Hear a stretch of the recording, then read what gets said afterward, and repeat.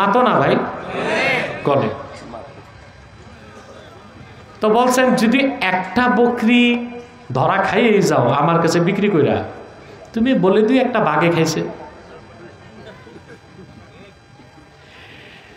মরুভূমির রাখালটার ভিতরে আল্লাহর ভয় কি পরিমাণ ছিল, সে বলল আব্দুল্লাহ ইবনে ওমর, আমি আমার মালিককে বুঝ দিতে পারবো, একটা বাঘে খেয়েছে, কিন্তু আপনার কাছে আমার প্রশ্ন, আইনাল্লাহ, আমি আল্লাহর চোখ কিভাবে ফাঁকি দিব? আব্দুল্লাহ বিন ওমর বললেন এটাই তো তাকওয়া। আল্লাহু আকবার। আল্লাহর ভয় যতক্ষণ অন্তরে আসবে না ততক্ষণ মানুষ আইনের মাধ্যমে ঠিক হইতে। আপনারা দেখেছেন টক অফ দ্য ওয়ার্ল্ড ছিল গত সপ্তাহে, গত মাসে ক্যালিফোর্নিয়ার আগুন। আগুন লাগছে না? কে লাগাইছে? 15 মাস শুধু আমেরিকা ইসরায়েলকে সাহায্য করছে ফিলিস্তিনকে মারার জন্য।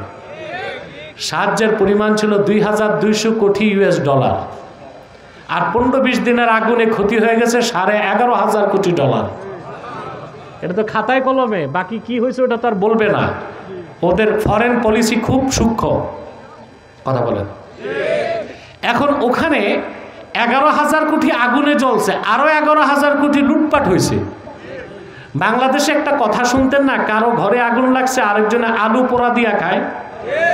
আমেরিকাতে ক্যালিফোর্নিয়া লস অ্যাঞ্জেলস যখন জ্বলেছে, ওই দেশের মাস্তানরা লুটপাট করে ঘর বাড়িতে ডাকাতি করছে। তো ওগুলো কি মানুষের কাতারে আছে? আইনকে ভয় পাইছে, কথা বলে না। আইন দিয়া মানুষকে কন্ট্রোল করা যায়, মানুষকে মানুষ বানানো যায় না। কিন্তু আল্লাহর ভয় মানুষকে মানুষ বানায়। সুবহানাল্লাহ। কি বানায়? ইনসান। এটা তো কমতেছে আরো, আওয়াজ বাড়াও, সাউন্ড বাড়াও।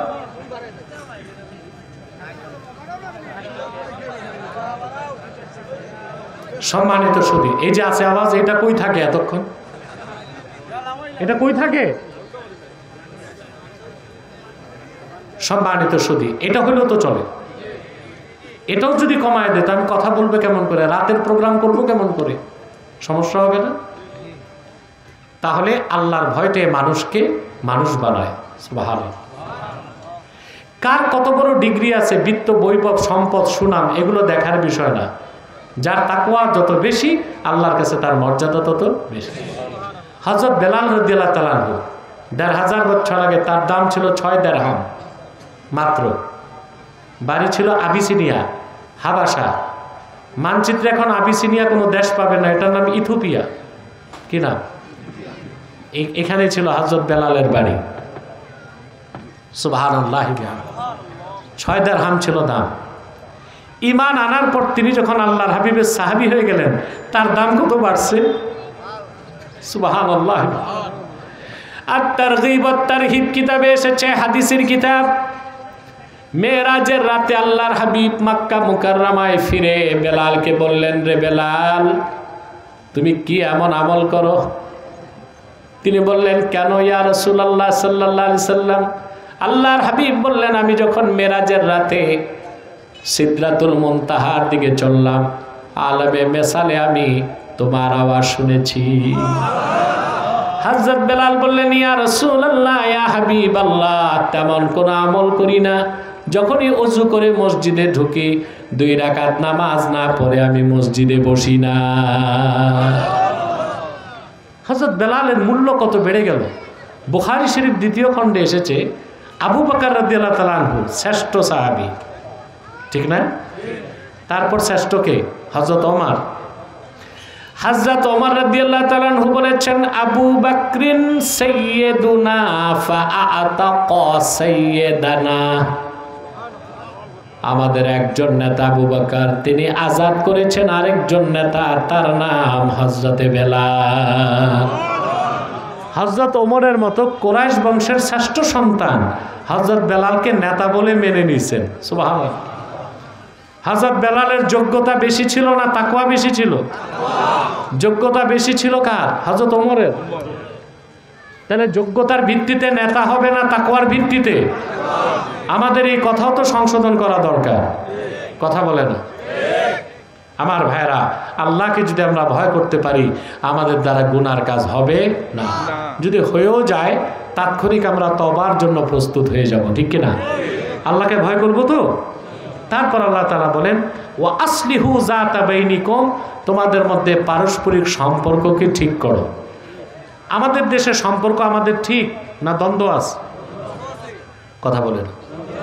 রাজনৈতিক দ্বন্দ্ব, সামাজিক দ্বন্দ্ব, পারিবারিক দ্বন্দ্ব, সাংসারিক দ্বন্দ্ব, এই সব দ্বন্দ্ব মিটাই দিতে পারে ইসলাম। সুবহানাল্লাহ বলেন। একজন মুসলিম কখনো আরেকজন মুসলিমের গায়ে একটি আঁচড় দিতে পারে না, এটা মুসলমানের চরিত্র না।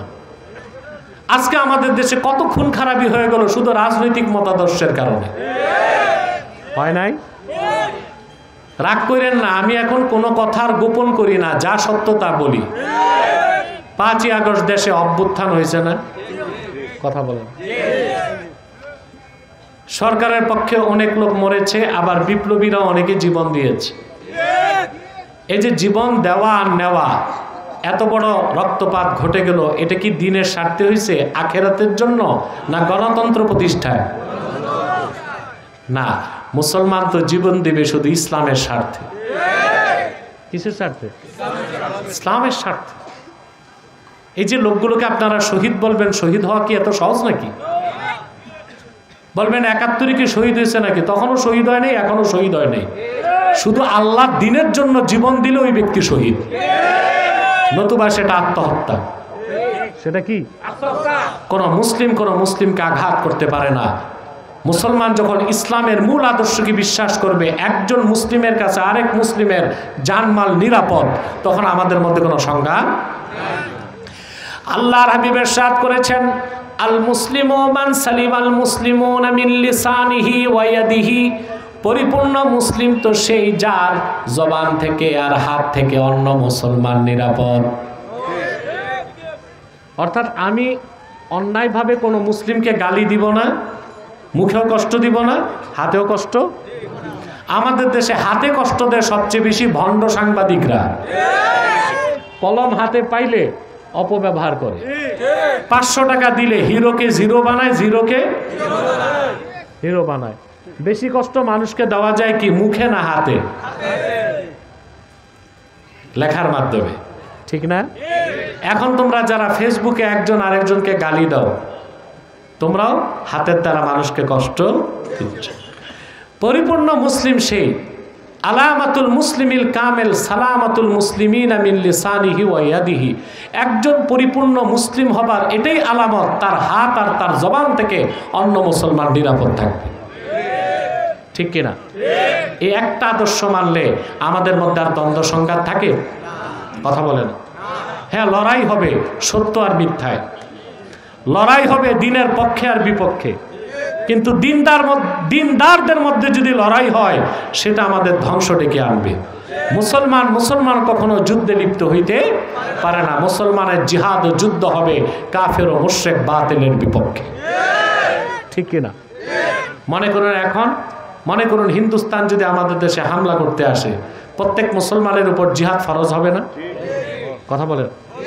শুধু পুরুষদের উপর হবে না, মহিলাদের উপর? পরিষ্কার হেদায়ের মধ্যে লেখা আছে, ওয়া ইন হাজামাল আদুউ আলা বালদাতিন তাখরুজুল মারআতু বিগাইরি ইজনি যাওজিহা ওয়াল আমাতু বিগাইরি ইজনি মাওলাহা।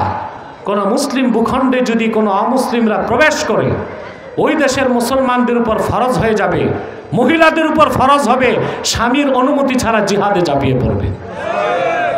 বান্দি দাসীদের উপর ফরজ হয়ে যাবে, মনিবের অনুমতি ছাড়া জিহাদের ময়দানে ঝাঁপায় পড়বে। সুবহানাল্লাহ বলেন। তাহলে কথা বুঝতেছেন? নিজেদের মধ্যে সম্পর্ক ঠিক করবেন,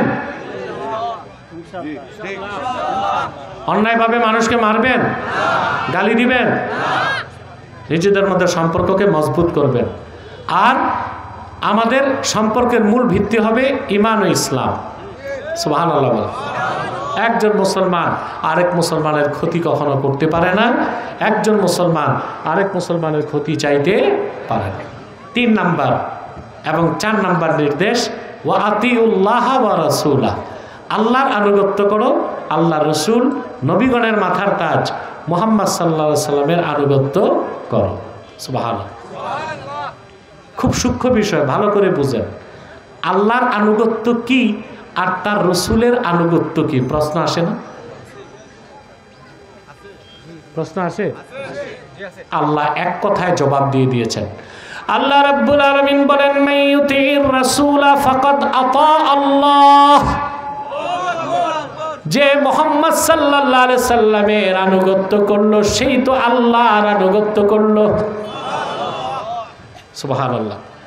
তাহলে আল্লাহর হাবিব আখিরি নবী নূর নবীজি মুহাম্মদ মুস্তাফা সাল্লাল্লাহু আলাইহি ওয়াসাল্লামের আনুগত্যটাই আল্লাহ রাব্বুল আলামিনের আনুগত্য। এখন আল্লাহর হাবিবের আনুগত্য কিভাবে করবেন? এক কথায় আল্লাহর হাবিবের আনুগত্যই ইসলাম, ঈমান, ইহসান, শরীয়ত, তরিকত, হাকিকত, মারেফত, ইবাদত। এর বাইরে কোনো ইসলাম নাই, কোনো তরিকত নাই, কোনো হাকিকত নাই, কোনো মারেফত নাই, আছে মাইরের পথ। বাংলাদেশে অনেক ভণ্ড পীর আছে, শরীয়ত বিরোধী কাজ করে, তারপর বলে এটা মারেফত। ইসলামে কোনো ভেদ নাই, কোনো ছেদ নাই, আছে? আচ্ছা ভাই, ইসলামের পরিচয় নিতে হবে কোরআন থেকে না? কথা বলেন।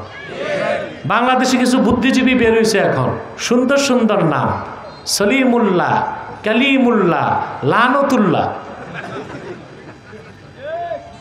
এরা বিশ্ববিদ্যালয়ের ছাত্রদের ব্রেন ধোলাই করে। কিভাবে ধোলাই করে আপনারা দেখবেন তাদের সাইটগুলোতে, বিশ্ববিদ্যালয়ে ঢুকলে ছাত্রদেরকে বুঝায় যে ইসলামের অনেকগুলো ভার্সন আছে। নাউজুবিল্লাহ, ইসলামের ভার্সন আছে। ওরা বলে যে একটা পলিটিক্যাল ইসলাম, একটা রেডিক্যাল ইসলাম, একটা হচ্ছে সুফিবাদী ইসলাম। নাউজুবিল্লাহ। ইসলামের কোনো ভাগ নাই।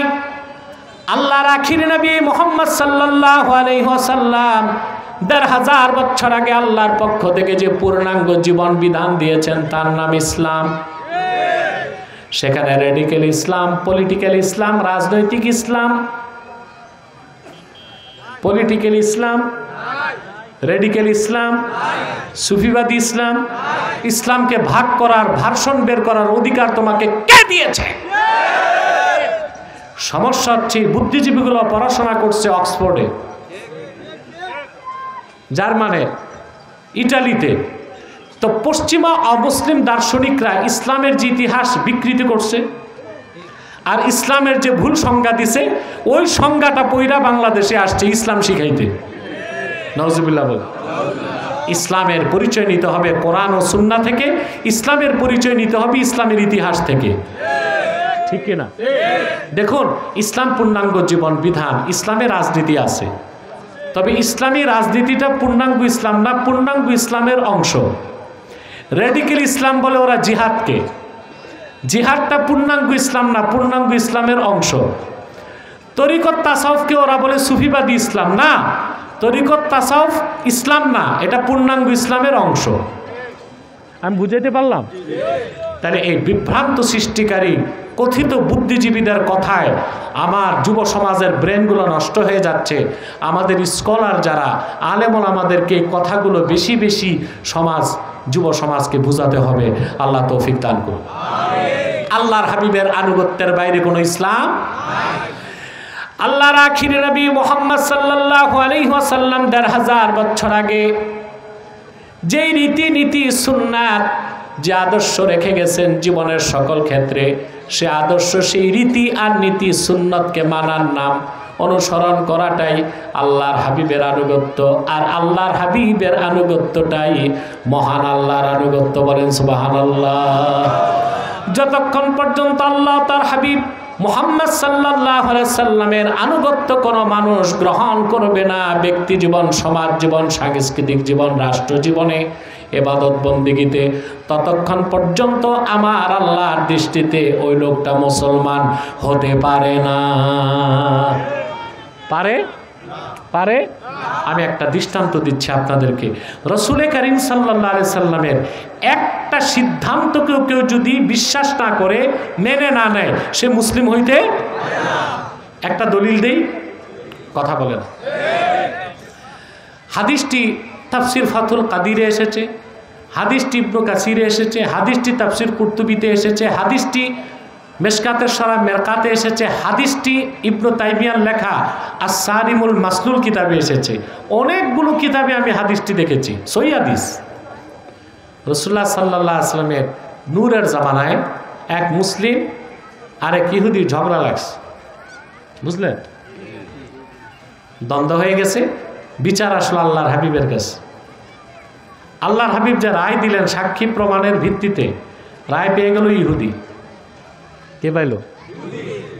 আর মুসলিমটা, কথিত মুসলিমটার মুখ বেজার হয়ে গেছে, সে আল্লাহর হাবিবের রায়টা মানতে প্রস্তুত হইল না। সে বলল, ইয়া রাসূলুল্লাহ সাল্লাল্লাহু আলাইহি সাল্লাম, আপনি দয়া করে আমাদেরকে হযরত ওমরের কাছে পাঠান। মানে বিচার সানি চায়, বিচার। আল্লাহর হাবিব বলেন, ঠিক আছে যাও ওমরের কাছে।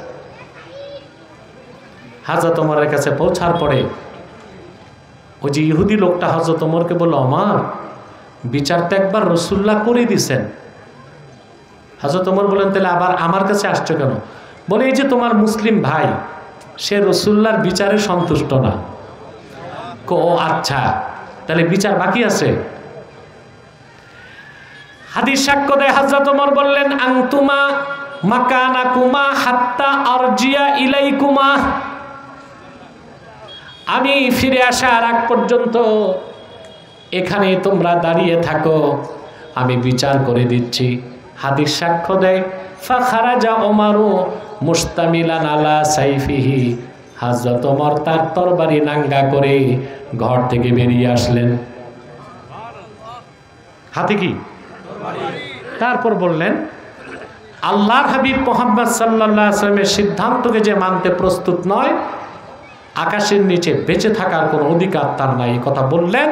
আর এক আঘাতে মুসলিম নামধারী মুনাফিকের গর্দানটা কেটে দিলেন।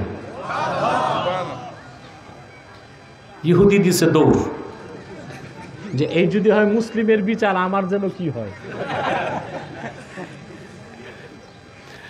ইহুদি লোকটি দৌড়িয়ে আল্লাহর হাবিবের কদমে চলে আসলো, এসে বলল, ইয়া রাসূলুল্লাহ, ইয়া হাবিবাল্লাহ,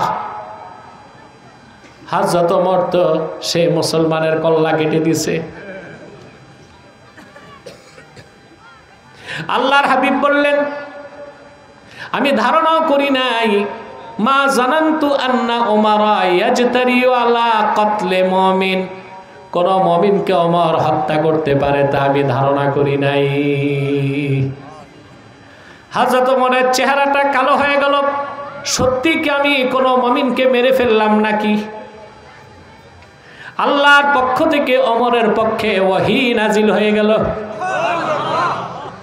আল্লাহ ঘোষণা করলেন, ফালা ওয়া রাব্বিকা লা ইউমিনুনা হাত্তা ইউহাক্কিমুকা ফীমা শাজারা বাইনাহুম সুম্মা লা ইয়াজিদু ফী আনফুসিহিম হারাজাম মিম্মা কাদাইতা ওয়া ইউসাল্লিমু তাসলিমা।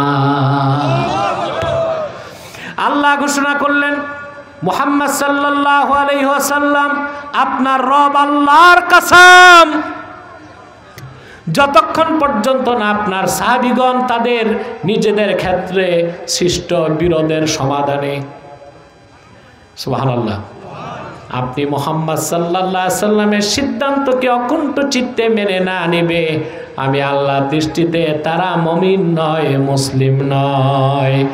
অতএব ওমর কোনো মুসলমানকে হত্যা করে নাই, আপনার রায়কে যে মানে নাই সে তো মুসলিম নয়, একটা কাফেরকেই ওমর হত্যা করেছে। এখন আসেন মুসলমান, খুব মনোযোগ দেন, এখনই আপনার সবক, এখনই সবক। প্রায় 50 মিনিট চলে গেছে, এখন সবক নেন।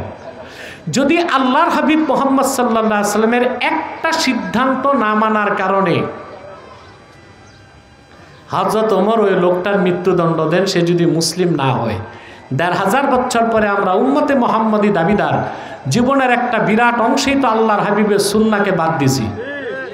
কথা বলেন, আমাদের রাজনৈতিক ক্ষেত্রে কি আমরা সুন্নাহকে গ্রহণ করেছি? কথা বলেন। শিক্ষা জীবনে সুন্নাহকে নিয়েছি? সাংস্কৃতিক জীবনে সুন্নাহকে নিয়েছি? একটা হরেনও চলে না। খুব কষ্ট হয়ে গেল আমার আজ। সামনে তো আমি ভয় পাবো তোমাদের এলাকায় প্রোগ্রাম রাখতে। শুধু ডিব্বা দুইটা চালাই দিছে, একটা হরেন চলতেছে না আশেপাশে। একে তো জুতা দিয়ে পেটানো দরকার মাহফিলের পরে। এত বড় মাহফিল বরবাদ হয়ে যাবে যদি মাইকটা ঠিক না চলে। শোনেন, এই দিক তাকান। তা জীবনের একটা বড় ক্ষেত্রে আমরা সুন্নাহের অনুসরণ করি। আমাদের দেওয়ানি, ফৌজদারি, আইন ও কানুন, শিক্ষা জীবন, সমাজ জীবন, রাষ্ট্র জীবন, সাংস্কৃতিক জীবনে আমরা কি সুন্নাহর অনুসরণ করি? কথা বলেন। আমাদের কাছে সবকিছুর ঊর্ধ্বে রাসূলুল্লাহর সুন্নাহ। কথা বলে না। অনেক মানবতাবাদী এখন বলতেছে ধর্ম বর্ণের উপরে মানুষ না, সবকিছুর ঊর্ধ্বে ঈমান এবং ইসলাম। এটা মানেন? যদি বলেন সবকিছুর ঊর্ধ্বে মানুষ, তা আইনের উপরে মানুষ যায় না? তা আইন প্রয়োগ করবেন কেমনে? চোর চুরি করলে আপনি বলবেন সে তো মানুষ। কথা বলেন। দুর্নীতি করছে তারে ধরবেন, বলবে না সে তো মানুষ। তা বোঝা যায় মানুষের উপরে যদি আইন হয়, আইনের উপরে শরীয়ত। সুবহানাল্লাহ বলবেন না? এই কথাগুলো না বলা পর্যন্ত আমার মনে যন্ত্রণা ছিল, এই জন্য আমি বলে যাচ্ছি। কেউ মানুক না মানুক, যা সত্য, যা ইনসাফ, যা জাস্টিস, তা আমি বলবো। সারা জাতি যদি আমার বিপক্ষে চলে যায় আমি বলেই যাবো ইনশাআল্লাহ। হক কথা গোপন করে এই ডেলি ডেলি ঘুরে ওয়াজ মাহফিল করলে লাভ কি? শুধু পকেট ভারী হবে, সোয়াবও হবে না, কওমের কোনো কাজও হবে না। তার সবকিছুর ঊর্ধ্বে কি? শরীয়ত। সুবহানাল্লাহ বলেন। সবকিছুর ঊর্ধ্বে যদি মানুষ আর মানবতা হয়, তার রাসূলুল্লাহর জমানায় ৮০টির মতো যুদ্ধ কেন হলো? এক বদর যুদ্ধেই তো ৭০ কাফের নেতা মারা গেছে, তারা কি মানুষ ছিল না? কথা বলেন। তাহলে তোমরা কি ধরনের মেয়াদ উত্তীর্ণ গাঁজা খাইছো যে সেকুলারদের মতো কথা বলতেছো? রাসূলুল্লাহর জামানায় একটা দুইটা বদর হয়েছে, উহুদ হয়েছে, খন্দক হয়েছে, ৮০টার মতো যুদ্ধ হয়েছে। এক বদরেই তো ৭০ কাফের নেতা মারা গেছে। তো সবকিছুর ঊর্ধ্বে যদি মানুষ হয়, তো রাসূলুল্লাহ সাল্লাল্লাহু আলাইহি ওয়াসাল্লাম কি জিহাদ করতেন? কথা বলে না। মানুষের ঊর্ধ্বে হচ্ছে ঈমান, ইসলাম, আল্লাহর দ্বীন। দ্বীনের জন্য মানুষ না, মানুষের জন্যই হচ্ছে। দ্বীনের জন্য মানুষ, মানুষের জন্য দ্বীন না। দ্বীন রক্ষায় মানুষকে জীবন দিতে হবে, ঠিক কি না? আল্লাহ দ্বীনকে রক্ষায় আমাদের জীবন উৎসর্গ করার মানসিকতা আমাদেরকে গ্রহণ করতে হবে। অথবা যারা ভুল বক্তব্য দিচ্ছে, আমরা চাই তারা তওবা করুক, সংশোধন হোক, বক্তব্যকে প্রত্যাহার করুক। তাহলে অন্য যে কোনো ধর্মের ক্ষেত্রে প্রযোজ্য ধর্ম বর্ণের উপরে মানুষ, কিন্তু ইসলামের ক্ষেত্রে প্রযোজ্য না। সব কিছুর ঊর্ধ্বে ইসলাম। আপনাদের দেশে নেতারা একটা স্লোগান দেয়, ব্যক্তির চেয়ে দল বড়, দল থেকে দেশ বড়। ঠিক আছে, তবে স্লোগানটা লম্বা করতে হবে। ব্যক্তির চেয়ে দল বড়, দল থেকে দেশ বড়, দেশ থেকে আমার জান বড়, আমার জান থেকে ঈমান বড়, ইসলাম বড়, আল্লাহর কোরআন বড়।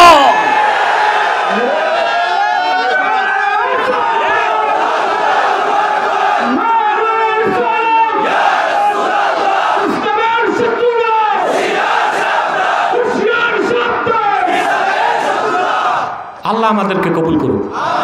তো জীবনের সকল ক্ষেত্রে রাসূল করিম সাল্লাল্লাহু আলাইহি সাল্লামের সুন্নতকে মানবেন, নতুবা মুসলমান মুমিন হইতে পারবেন না। আমরা কিন্তু জীবনকে দুই ভাগ করছি। আমাদের দুইটা রং।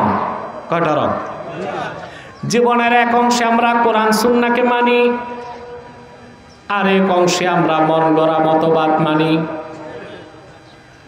উর্দু সাহিত্যের বিখ্যাত কবি গালেব বলেছেন, दो रंगी छोड़ दे एक रंग हो जा, सरापा मोम बन या संग हो जा। দুই রং ছাড়ো, এক রং ধরো। হয় কোরআন সুন্নাহর রঙে রঙিন হয়ে পুরা মোমের মতো গলে খাঁটি মুমিন হও, নতুবা পাথরের মতো শক্ত হয়ে পুরা কাফের হও। কিছু ইসলাম কিছু অন ইসলাম, কখনো ঈদগায় দৌড়াবা, কখনো পূজা মণ্ডপে দৌড়াবা। এটা মুসলমানের চরিত্র না, মুনাফিকের চরিত্র। ঠিক কিনা? তার মানে কি আমরা হিন্দুদের মেরে ফেলবো? না, তাদের পূর্ণ নিরাপত্তা দিব, কিন্তু তাদের ধর্মীয় কাজে কোনো সহযোগিতা করতে পারবো না। কারণ এ আনাতুল কুফারি কুফরুন, কাফেরদেরকে কুফরি কাজে সাহায্য করাও কুফরি। কোন হিন্দু যদি না খেতে পায় আপনি তারে খাবার দিবেন, হিন্দুর মেয়ে বিয়ে হয় না বিয়ে করায় দিবেন, হিন্দু অসুস্থ তারে আপনি চিকিৎসা সেবা দিবেন, কিন্তু মূর্তি বানাতে টাকা দিতে পারবেন না। ওইটা হচ্ছে তার কুফরি কাজে সাহায্য, ওইটা করা যাবে না, ওইটা করা যাবে না। এখন পূজা মণ্ডপ একটা যাবে, আপনি শরবত খাওয়াই দিলেন সবাইকে, কথা বলে না তো। আমাদের হতে হবে খাঁটি মুসলিম, আমাদের দুই রং ধরলে হবে না, এক রং ধারণ করতে হবে, ইসলামের রং, কোরআনের রং, সুন্নাহের রং। সুবহানাল্লাহ বলে। আচ্ছা ভাই, আজকে যোহর নামাজ পড়ছেন না? কয় রাকাত পড়ছেন? ফরজ কয় রাকাত পড়ছেন? আমি কয় রাকাত পড়ছি? 2 রাকাত। কারণ আমি জোহরের নামাজ জামাতের আগেই রওনা দিতে হয়েছে, যে জন্য এখানে মুসাফির আমি 2 রাকাত পড়ছি, আমি বেঁচে গেছি। ঠিক না? মাঝে মধ্যে শরীয়তের সুযোগটা নিতে হয়। বাসায় যদি পড়তাম আমার 10 রাকাত পড়তে হতো, আগে 4, ফরজ 4, পরে 2। আর মুসাফির অবস্থায় চলে আসছি, অধিকাংশ সময় দিনে আমি দূরে গেলে যে ফ্লাইটগুলো 1 ঘন্টার বেশি, ওখানে আমি স্টেজে যেয়েই নামাজ পড়ি। 2 রাকাত পড়লে আমি বেঁচে যাই। আল্লাহ যখন সুযোগ রাখছে তো নিতে কি মাতো না বা? আমি পড়ছি 2 রাকাত, আপনারা পড়ছেন 4 রাকাত। এখন যদি আপনাদের ইমাম সাহেব 5 রাকাত পরে তো মানতেন, 3 রাকাত। যদি আপনার কথা না শুনতে ইমামকে সামনে রাখতেন না পিছে টানতেন? কারণ রাসূলুল্লাহ সাল্লাল্লাহু আলাইহি ওয়াসাল্লাম বলেছেন, সাল্লু কামা রাআইতুমুনি উসাল্লি, তোমরা নামাজ পড়ো সেভাবে যেভাবে দেখেছো আমি রাসূল নামাজ পড়ি। সেজন্য আল্লাহর হাবিবের সুন্নাহ নীতি বা রীতি থেকে আমরা জানতে পেরেছি জোহরের ফরজ 4 রাকাত, মুসাফিরের জন্য 2 রাকাত, 3ও চলবে না, 5ও চলবে না। রোজার ক্ষেত্রে আমরা রোজা রাখি 29টা বা 30টা, 28টাও নাই, 31টাও নাই। সুবহানাল্লাহ। তো ইবাদত বন্দেগীর ক্ষেত্রে তো আমরা আল্লাহর হাবিবের সুন্নাহের অনুসরণ করি। আমাদের দেশে দেখছি হজ করতে গেলে মানুষ খুব বেশি সুন্নত মানে 5 লাখ টাকা লাগে। মনে করছে সুন্নত বাদ দিলে যদি হজ বাদ হয়। সবচেয়ে ত্যাক্ত করে হাজিরা মোয়াল্লেমকে শয়তানরে পাথর মারতে গেল, বুঝেন না? মোয়াল্লেমের মাথা চাপা একা কয়, হুজুর বলেন তো পাথর কয়টা নিব? এতটা। সাইজ কি হবে? এক একটা মুড়ির সমান নিলেও হবে। তো ধর্ম কয় আঙ্গুলে? মিনায় শয়তানরে পাথর মারতে নফলও ছাড়ে না, মুস্তাহাবও ছাড়ে না, কিন্তু ওই হাজি দেশে এসে এর চেয়ে বড় বড় শয়তানের তাবেদারি করে। কথা বলেন, এর চেয়ে বড় বড় শয়তানের তাবেদারি করে। আর ওদিক দিয়ে মিনায় শয়তানের পাথর মারতে যাইয়া মুস্তাহাবও ছাড়ে নাই। না, জীবনের সকল ক্ষেত্রে আপনাকে সুন্নাহের অনুসরণ করতে হবে। আপনার লেনদেন, আপনার বিচার আচার, আপনার পোশাক আশাক, আপনার উঠা বসা, আপনার চলন বলন, সব ক্ষেত্রে আল্লাহর হাবিবের সুন্নতের অনুসরণ করতে হবে। সুন্নতের দাম কত বেশি ভাই! সুন্নত বুঝেন না আপনারা। আপনারা মনে করেন খাবার পরে একটু কাইডুলা করা, দস্তরখানে খাওয়া, লাউ খাওয়া, এই তো সুন্নত নাকি? না, সুন্নত ব্যাপক অর্থ। সুন্নত কাকে বলে? আব্দুল কাদের জিলানী রাহমাতুল্লাহি আলাইহি গুনিয়াতুত তালিবিনে লিখেছেন, আম্মা সুন্নাহ ফাহিয়া মা সান্না রাসূলুল্লাহ সাল্লাল্লাহু আলাইহি ওয়াসাল্লাম। আল্লাহর আখির নবী মুহাম্মদ সাল্লাল্লাহু আলাইহি ওয়াসাল্লাম ১,৫০০ বছর আগে যেটা নীতি হিসেবে নির্ধারণ করেছেন, সেই নীতির নাম সুন্নতে নববী। শুধু মিষ্টি খাওয়া সুন্নত, লাউ খাওয়া সুন্নত, মেসওয়াক করা সুন্নত? রাসূলুল্লাহ সাল্লাল্লাহু আলাইহি ওয়াসাল্লাম যে নীতি নির্ধারণ করে দিয়েছেন, ওই নীতির নাম কি? তো সুন্নতকে গ্রহণ করতে হবে নীতি হিসেবে। নীতি হিসেবে সুন্নতকে বিশ্বাস করা ঈমান। আর সুন্নতের আমল করা হচ্ছে, কোনোটা ফরজ, কোনোটা ওয়াজিব, কোনোটা সুন্নত, কোনোটা নফল, কোনোটা সুন্নত। যেমন আমি বলি, যোহর নামাজ কয় রাকাত? ফরজ। এশার ফরজ কয় রাকাত? আসরের ফরজ, মাগরিবের ফরজ, এশার ফরজ। কোরআন শরীফে কই আছে? এটা নির্ধারণ করছেন কে? আল্লাহর হাবিব। নামাজের কথা কোরআনে আছে, রাকাতের কথা নাই, রাকাতের কথা হাদিসে আছে। এই যে আল্লাহর হাবিব নীতি নির্ধারণ করছেন, জোহর 4, আসর 4, মাগরিব 3, এশা 4, ফজর 2। এই যে রাকাতগুলো আমরা গ্রহণ করলাম, এটাও সুন্নত, এটা নীতি হিসেবে গ্রহণ করেছি। সুবহানাল্লাহ। আবার 4 রাকাত, জোহরের আগে 4 রাকাত সুন্নত পড়ছেন না? কথা বলে না। ওই 4 রাকাত নীতি হিসেবে সুন্নত, আমল হিসেবেও সুন্নত। আর 4 রাকাত যে জোহর পড়ছেন, নীতি হিসেবে সুন্নত, আমল হিসেবে ফরজ। এরপর আবার 2 রাকাত পড়ছেন, নীতি হিসেবে সুন্নত, আমল হিসেবেও সুন্নত।